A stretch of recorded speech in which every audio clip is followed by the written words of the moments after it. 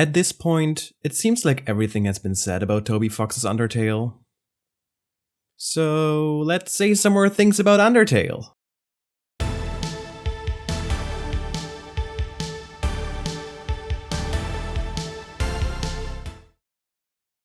Out of the thousands of games I have played in my lifetime, Undertale is probably my favorite of all of them, and I always circle back to it when I think about the potential that computer games as a narrative medium hold. I personally hate this idiom, but if somebody held a gun against my head and asked me to tell them what the Citizen Kane of games would be, I would probably point at Undertale. I am convinced that 100 years from now on, provided the planet and humans and all of that still exists by then, pretentious academics will have this game on their required gaming lists of their classes. I myself used every excuse to explore this game through different lenses during my studies, and now I want to try and bring some of those thoughts, because let's be real, academic writing can be exhausting to read, into a more digestible form. Today, I want to look at what Undertale does as a so-called narrative of desire and figure out why it is so effective at making a statement not only on computer games as a medium, but also on you and me as players. You will find out how gamers can be such compulsive assholes who are never satisfied, why that is something to think about, and somehow chief crook of psychoanalysis Sigmund Freud has also made his way into this video. That's exciting, right? So buckle up, adjust your beret, and get ready for... Part 1. We all know the plot of Undertale, right? So, this is your only warning. I am gonna spoil a lot of Undertale's plot as well as most of its narrative twists and hijinks that lie under the surface. If you care about spoilers and if you have not played this game yet, I highly recommend you do so. At least once, maybe twice or more if you are intrigued. It is charming, funny, profound, was made by one of the dorkiest dorks out there apparently, and every ounce of it just oozes love for the gaming medium as a whole. Also, when you play it, do not let anyone on the internet tell you what the right way of playing it is. There is a certain subset of Undertale fans that has some strong feelings of how to enjoy this game quote-unquote correctly, and my advice is to steer clear of that silliness.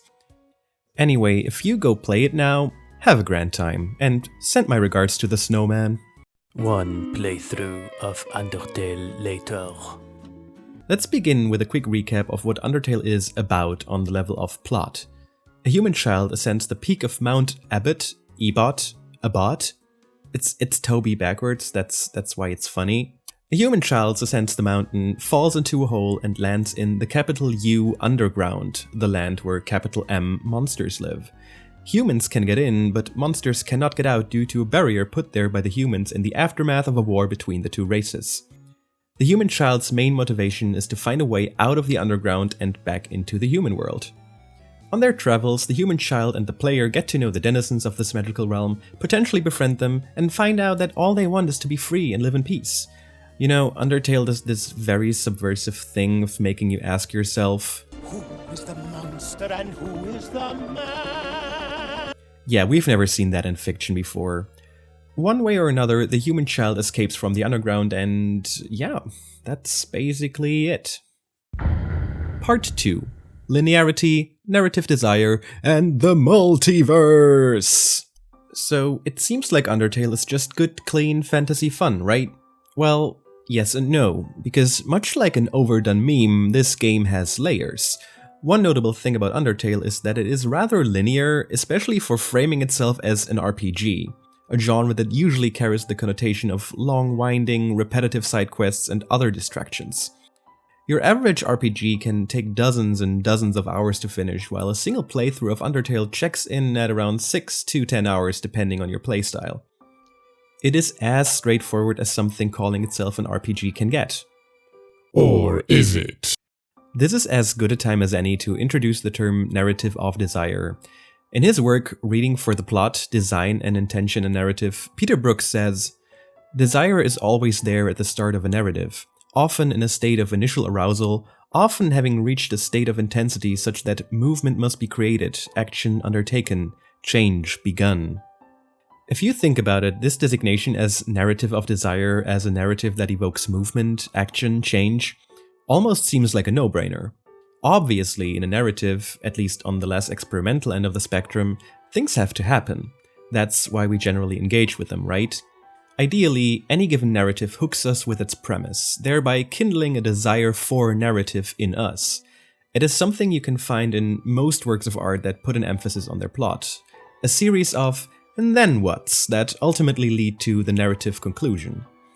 This narrative drive is built right into Undertale's level structure. There aren't any actual explicit side quests, and departing from the main path generally is only possible for a couple of rooms. You can date a skeleton and a fish lady and have a dog absorb the orb, true, but for the most part the game urges you onwards towards your final destination, the home of King Asgore Dreamer. However, this linearity in Undertale's narrative design is deceitful, and people familiar with the game might know what I'm talking about. If you have heeded my advice at the beginning of the video and played through the game, this might be a good time to go for a second playthrough if you haven't done one already. Do things a little differently maybe, see how things develop. Another playthrough of Undertale later.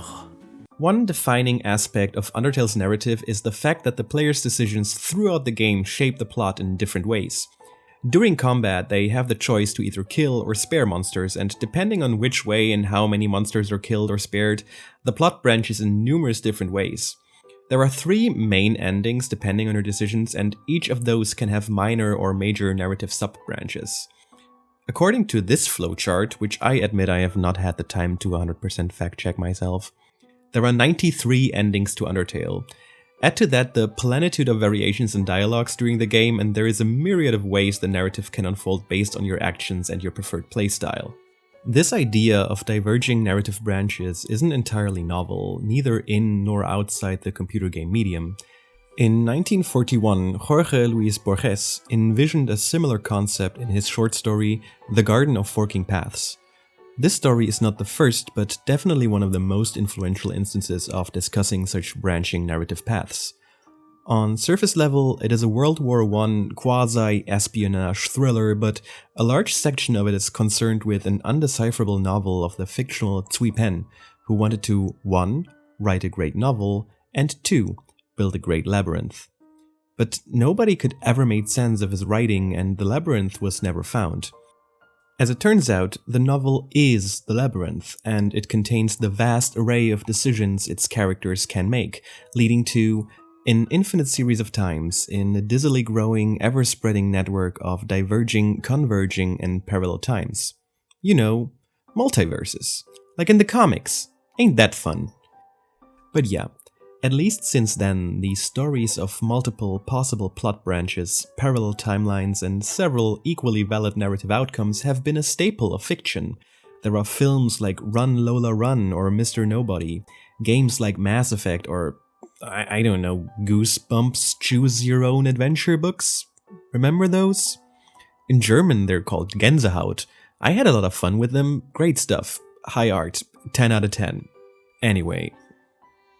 There are at least 2 things that make Undertale special among this cater of multiple branching narrative branch thingies. Number 1, you can argue it's entirely inconsequential to the game's plot.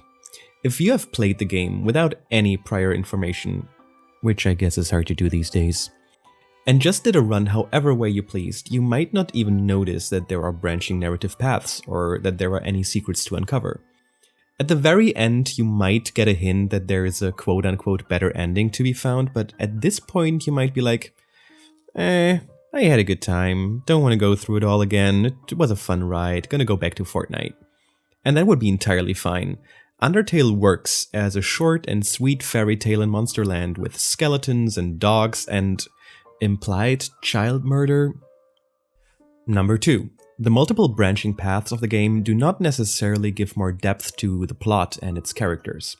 Much rather, the exploration of these plot branches shifts the narrative focus away from the underground and papyrus and the whole lot, and towards you, the player, and how you engage with games and narratives. The game becomes less about experiencing the plot, it becomes about experiencing all the plots. All of them? It's what Peter Brooks calls La passion du sens. the active quest of the reader, in this case the player, for those shaping ends that, terminating the dynamic process of reading, or in this case playing, promise to bestow meaning and significance on the beginning and the middle. Suddenly, engaging with a narrative is not only about finding meaning, it becomes about actively and repeatedly creating meaning by doing and redoing this narrative quest over and over again. This is what narrative desire can lead to when it is pushed to its limit. Sounds kinda compulsive, innit? Which brings us to Part 3. What the heck has Sigmund Freud to do with this? A lot of people who have played Undertale know that this game knows. It knows and remembers everything you do. You might not notice the first time around, but if you replay the game, or get spoiled by the entire internet like way too many people, you will get a sense of the game remembering your past playthrough. It might be because of a passing remark in a dialogue about things feeling familiar, or a different reaction to your decisions than the last time around. You notice, something's going on. For me, that situation arose pretty early on in my fight against Toriel, aka Goat Mom, who is the first boss of the game. And I was one of those hipsters that played the game before it was cool, so I was lucky enough that the discourse didn't exist yet and bad YouTubers hadn't made a gazillion Undertale theories about it yet. I had planned to not kill anyone, because that's usually how I go about these things if a game lets me be a pacifist, but in my first fight with her, I killed her. I had not figured out that sparing her was possible by repeatedly choosing mercy. One of the Froggets earlier gives a hint that this was possible, but I didn't realize it and my gamer instincts were, oh, okay, this is a boss fight, I know how games and RPGs work. This is one of those situations where I have to fight, right? So I did, and she died, and I hated it. I was expecting some plot magic to happen at the last second, but nope, she did. So of course I accepted the consequences of my actions and kept playing. Just kidding, I reloaded my save file, went on the Steam forums, found out how to save her, hated myself just a little bit for being such a cheater, but fuck it, and proceeded to spare her. All was good. Then this happened. I know what you did. You murdered her. And then you went back because you regretted it. Ha ha ha ha. You naive idiot. Do you think you are the only one with that power? The power to reshape the world? Purely by your own determination. The ability to play God. The ability to save. I remember that back then my brain went brrrr. Having games be all cheeky like, hey, I know that I know that this is all a game and it's very clever, isn't exactly a new trick. Just like multiple plot or timelines, postmodern, fourth wall breaky things have been a staple of art for a long time.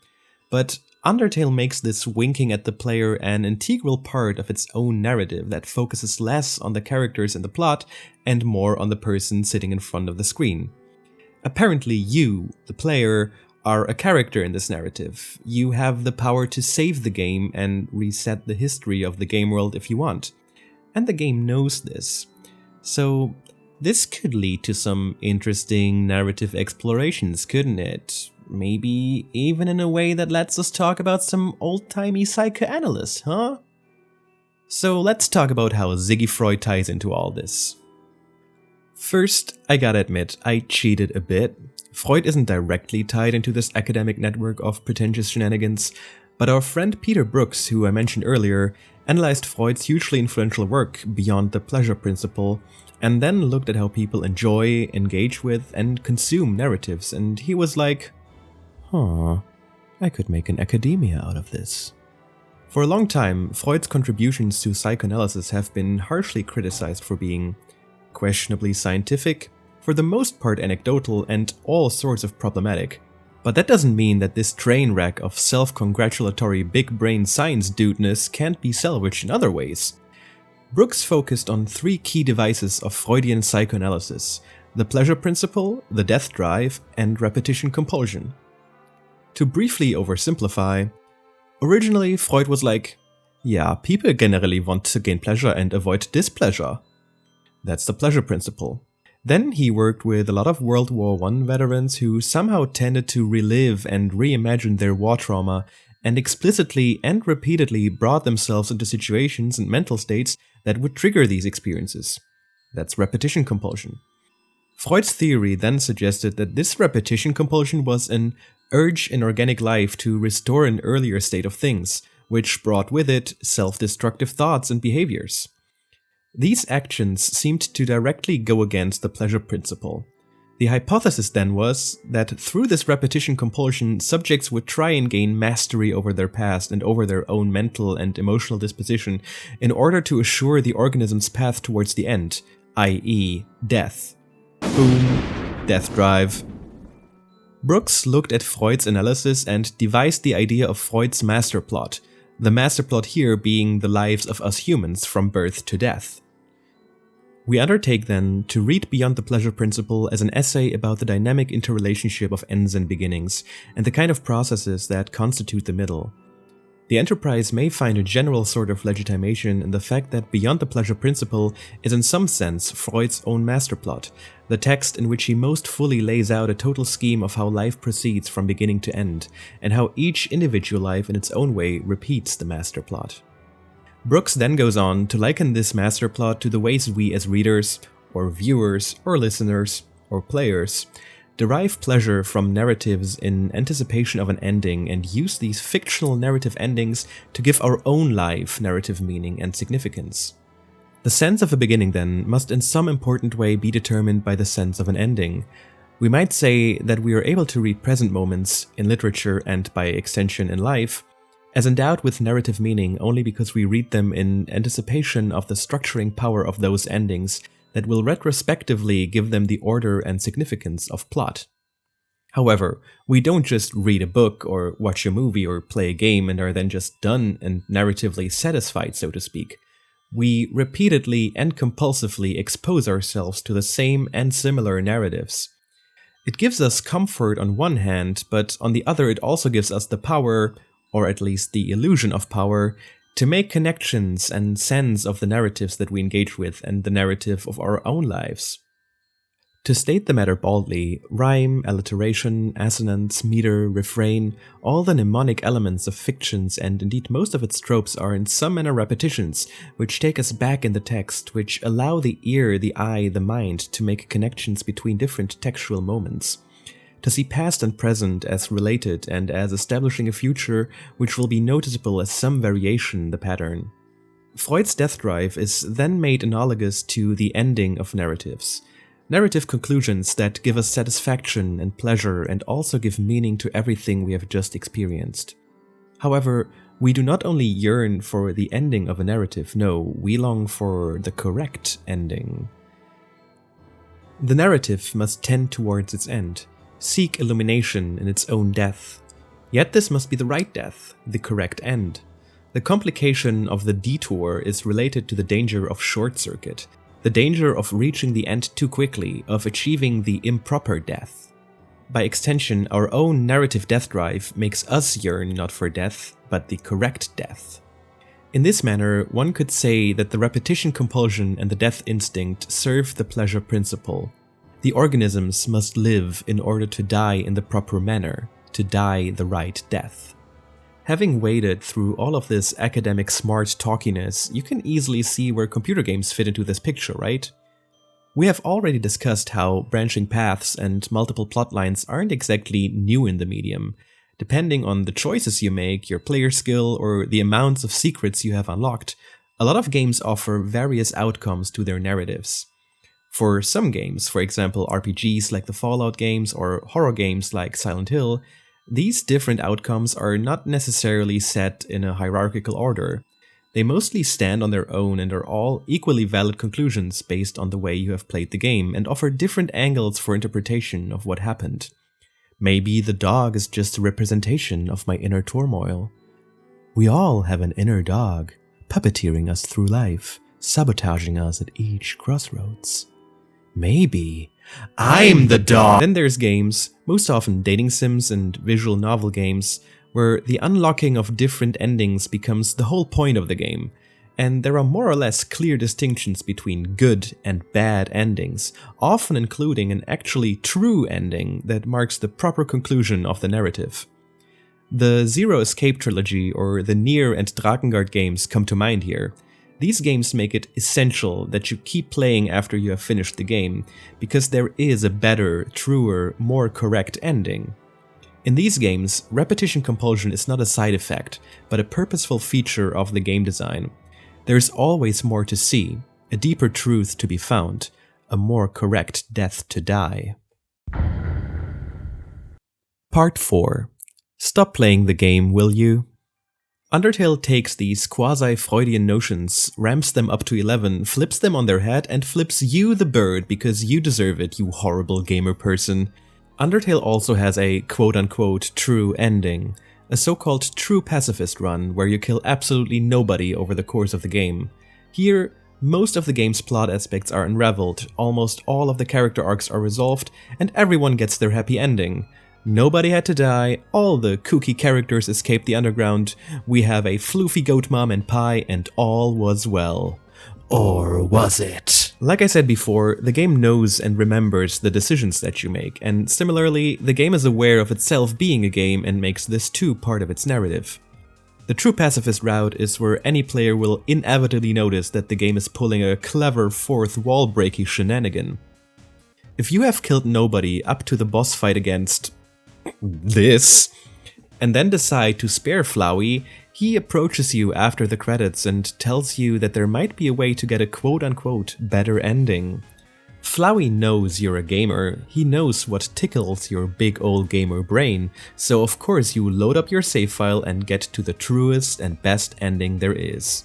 Over the course of this final section, you learn that Flowey is the reincarnation of Goat Mom's and Goat Dad's son, Azrael Dreamer.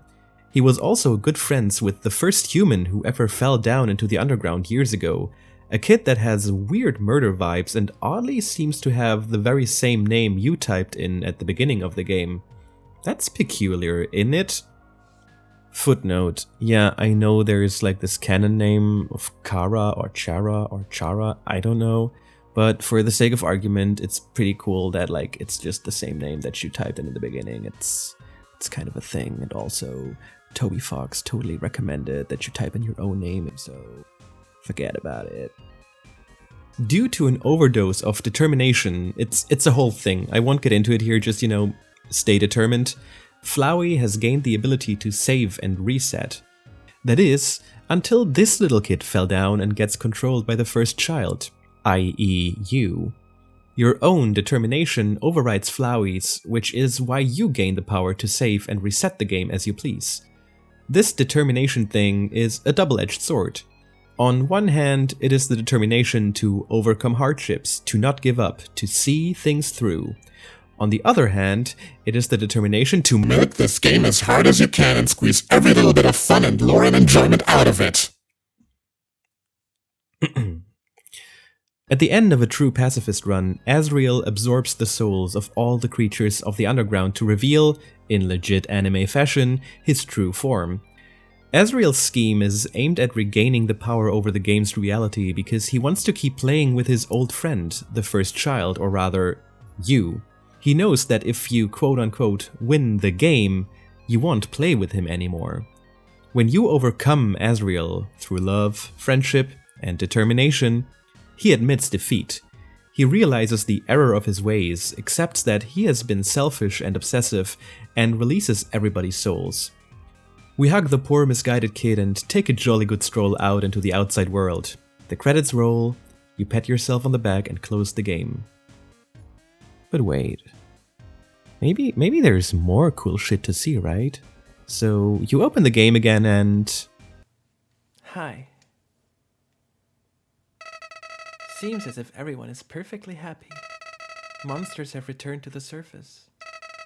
Peace and prosperity will rule across the land. Take a deep breath. There's nothing left to worry about. Well, there is one thing. One last threat. One being with the power to erase everything. Everything everyone's worked so hard for. You know who I'm talking about, don't you? That's right. I'm talking about you. You still have the power to reset everything, Toriel, Sans, Asgore, Elphys, Papyrus, Undyne. If you so choose, everyone will be ripped from this timeline and sent back before all of this ever happened. Nobody will remember anything. You'll be able to do whatever you want. That power, I know that power. That's the power you were fighting to stop, wasn't it? The power that I wanted to use. But now the idea of resetting everything? I think I could do it all again. Not after that. So please, just let them go. Let Frisk be happy. Let Frisk live their life. But if I can't change your mind, if you do end up erasing everything, you have to erase my memories too. I'm sorry. You've probably heard this 100 times already, haven't you? This is it. This is the thesis of Undertale. Remember all of that stuff about Freud and repetition compulsion, the death drive, getting the correct ending? The game knows you yearn for this true best ending, and you have found it, right? This narrative has died its perfect death where everybody is happy. Why don't you stop playing now? How much better can it get? But Flowey knows you don't want mastery over this ending, or the best ending, or the truest. You want mastery over all the endings. I know there are people who played to this point and then never touched the game again, or only did so once they got it on a new platform, and frankly, I kinda respect you. You choosing to protect this virtual world full of fictional people with no real agency shows that this game touched you in profound, meaningful ways, and that treasuring this experience is worth putting that game away. But if you're like me... Part 5. The Genocide Run. Yeah, I was curious. I couldn't not do it. I did a true reset, which only becomes available after a true pacifist run and deletes everything. Almost. If you do normal resets, some characters will have changed dialogue, hinting at remembering that all this feels sort of familiar, but the true reset puts everything to 0. Almost. I went ahead and did the Genocide Run, and it's not fun. It is very purposefully a depressing experience. In order to do this run, you have to kill every monster, and that doesn't mean every monster you encounter, it means literally every monster. Every area of the game has a set number of creatures, and once the game notices you're doing the murder thing, save points will give you a countdown of how many monsters are still left. Once you have cleared an area of all creatures, the music is gone, and instead there's just an eerie whirring in the background. Sans, the final boss of this run, is horrendously hard to beat, and apart from bragging rights for beating a really difficult game thing, there is nothing much to be jubilant about. To be fair, we all know the boss music is a banger. The genocidal part of the first fallen child, the one that you could have kept in check and probably did in your previous runs, has gone rogue and will leave the underground to murder more. The Genocide Run is a tedious grind. It's not a lot of fun. You murder your way through the game knowing full well that you are the villain in this story, and you're only here because curiosity did not only kill the cat, but also everyone that cat ever knew and loved. It's a punishment, because you just couldn't be satisfied, could you?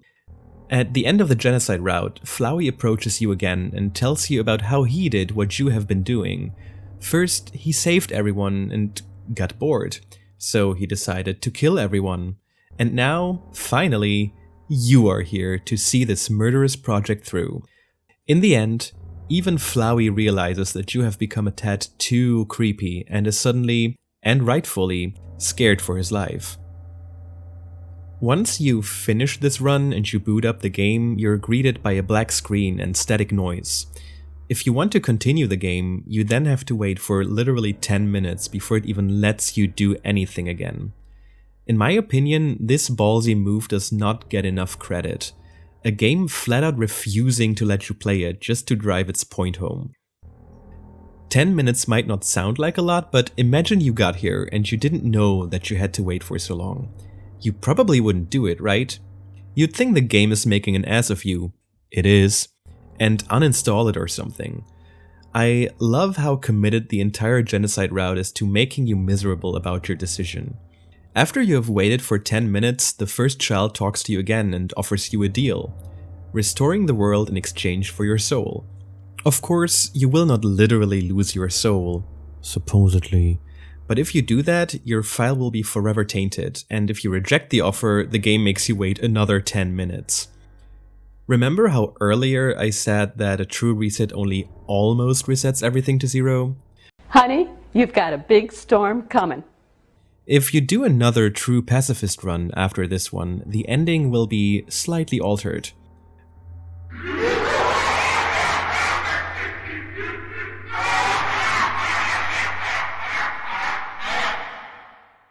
There is no happy ending anymore. Even after escaping the underground with everyone, the first child will take over the player character's body and do whatever murdery thing it wants to do. And if for some reason you double down on your own shittiness and redo the Genocide route, even the first child will no longer understand how you are such a horrible person. You did it. You became literally the worst. You could have gone and done literally anything else, but you chose to have a bad time, wink wink, and be an asshole in a computer game. Good job, Karen! Look where a Freudian drive to master all the ends of narratives has led us. Ain't we all pricks? Part 6. Conclusion. I don't know if TobyFox has ever read Freud or Peter Brooks or any other overhyped academic white dude for that matter. This video doesn't claim that he has purposefully thought about implementing these concepts into his game about skeletons, dogs, and how anime is totally, absolutely real. But he seems to have an understanding of how people, not only people who play computer games, can sometimes obsess over the stories they hold dear. Undertale hands you the mirror and asks, "Are you sure you want to play more? Haven't you had your fill? Do you really need to see everything in this game?" This is not to say that you're a bad person or whatever if you have done a true reset or a genocide run. Not at all, and not even by a long shot. After all, this is still just a game, and nothing really happens to the characters of the Underground. Probably whatever way you have enjoyed Undertale is perfectly valid and you're alright. But if in the future you at least consider why you engage with narratives in the first place, and try to get a better grasp of your own narrative desires and to what degree they might drift off into unhealthy obsession, something surely no fandom has any problems with whatsoever, then Undertale has made its point. I fully realize the irony of this video too. I love this game a lot, I know my bias, and having played through it like 10 times by now might be a bit much. I mean, look at the opening paragraph of this video. That sure sounds a bit obsessive, right? The answer is no. I am completely different. I only made a 30-minute YouTube video half a decade after the game's release. I surely have a good grasp on my situation. I'm okay, I swear! But seriously, the reason this game has been on my mind a lot since it came out is because it taught me a lot about what matters to me in games, and in all art for that matter. Narratives hold a lot of power over us. And while there is no harm necessarily in giving in to narrative desire, it is important to occasionally take a step back and question these desires. Of course, all of this babbling was not meant to give you the one big truth about Undertale. That is not the job of academic work, especially not in the humanities. It is just one of countless ways of looking at a piece of art that felt meaningful and profound to me. If you watched this video to the end, thank you, you're beautiful. Maybe you're sitting here now thinking, OMG, what a piece of shit, fuck off. And yeah, that's fine I guess, but gee, rude. But maybe you could gain something from it and can in the future find new and exciting perspectives for analyzing things you thought you had figured out or seemed too ordinary to do so. Anyway, that's the video. I gotta go. I think my bone is ringing. Hello, and welcome to the end of the video. First of all, I would like to thank all of my patrons who've made this possible. Thank you so much. I could not do this without your generous contributions. Anyway, here in the background, you probably now see my final successful fight against Sans from when I did the genocide route for this video. It's been a lot of fun doing this video. It's the first time I've done something like this, at least in this expanse, I guess. And it's been a lot of fun, and I would love to do this more. However, it's a lot of work. I think I've started working on this video in like October 2020 and have been working on it on and off again. I know I could do a video like this, like, I don't know, every couple of months if I put my mind to it, but yeah. It's a lot of work, but it's also a lot of fun, and I've been wanting to make this video for years now, and I'm really happy with how it ended up. I know there's a lot of learn to doing in making the video. And I guess a lot of people who make videos like this know that teaching yourself this kind of stuff can be very rewarding, but also very finicky. So yeah, I do have a couple, I have a list of ideas for videos I would like to make. I'm not taking any suggestions for now, but yeah. If you like this, sure, like, subscribe to this channel and hit the bell. Follow my Twitter. Donate some money to a good cause and eat a rich person. I don't know. I don't give a shit. No, thanks a lot. This has been fun to make. Maybe there will be more videos. Maybe this will be the only video I will ever have made, which is also not something that has never happened before. So stay tuned and be kind to each other and drink enough water. Bye!